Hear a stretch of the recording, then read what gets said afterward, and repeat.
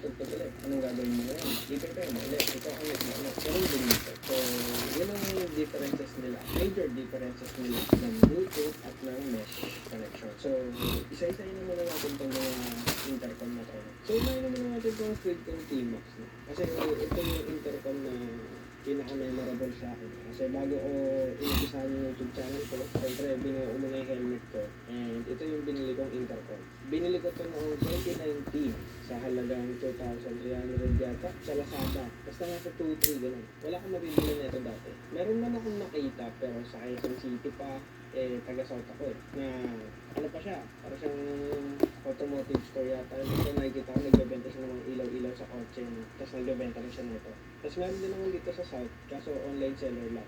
Sa marketplace ko pa nakita. Kaya naghanap ako sa Lazada kasi gusto ko i-deliver na lang sa bahay. Nabili ko siya 2019, then mag-aapat na taon siya sa akin.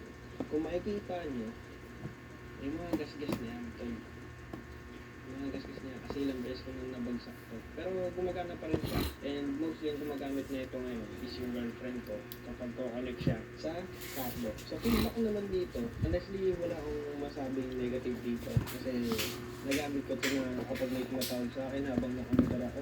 Binili ko nga ito nang hindi pa uso yung intercom. Wala pang masyadong intercom nun. Wala pang mga nag-endorse sa mga ganito. Wala. Kahit na sino, wala. May grupo ako nun, may ride ako nun, pero ako lang yung may ganito. Wala akong kausap. May isang daan ko siya ng sound trip. Nag-ride kami, sound trip. Ito yung akong sound trip ko. Okay din naman yung speaker niya. Matawag, okay naman yung mic. Klaro naman yung boses ko. Kaya, wala masabi dito. Sa quality, okay. Wala masabi dito. Hindi na ako sure sa presyo na ngayon kasi may tax na or what. And may iba-iba ng model to. Tingnan lang din kayo sa Lazada. Pero marirecommend ko lang itong components na to sa Bluetooth connectivity. Tapos napunta tayo dito. Itong cargo pack board na napakasakit sa bulsa pero napakasulit. Sobrang sulit nito. Binili ko to kasi ito yung gamit ng karamihan sa mga kaibigan ko. Hindi ako bibili ng ganito kamahal kung hindi ako nakarinig ng magandang feedback sa akin. Sobrang daming gumagamit nito.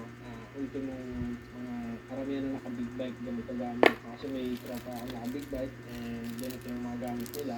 Sobrang daling mag-connect. Sobrang daling isang beses ka lang mag-connect, hindi ka na mawawala. Kahit magkalayo kayo, automatic kayong co-connect. Kahit nga lang magkita kayo sa daan, basta parehas kayong nasa mesh connection, mag-co-connect kayo. Oo, masakit man sa bulsa yung presyo niya. Pero syempre, kapag tayo, lahat naman ng bagay na gusto natin, pinaghihirapan natin. So, yung pinaghirapan mo dito, hindi mo na may isip yun kapag nakagamit ka na ito. Kaya ito yung favorite ko sa ngayon. At wala pang ano dito para sa akin. Kasi once nakagamit ka na nito, wala na, hindi ka na makaisip mo ba. So, yun lang, cargo pastok box. Itong T-Max nga pala, 6 kayong pwedeng mag-connect dito. Tapos dito naman sa cargo pastok board ay 15. 15 kayong pwedeng mag-connect na nag-uusap. Tapos ito naman, itong Jabber, hindi ko alam kung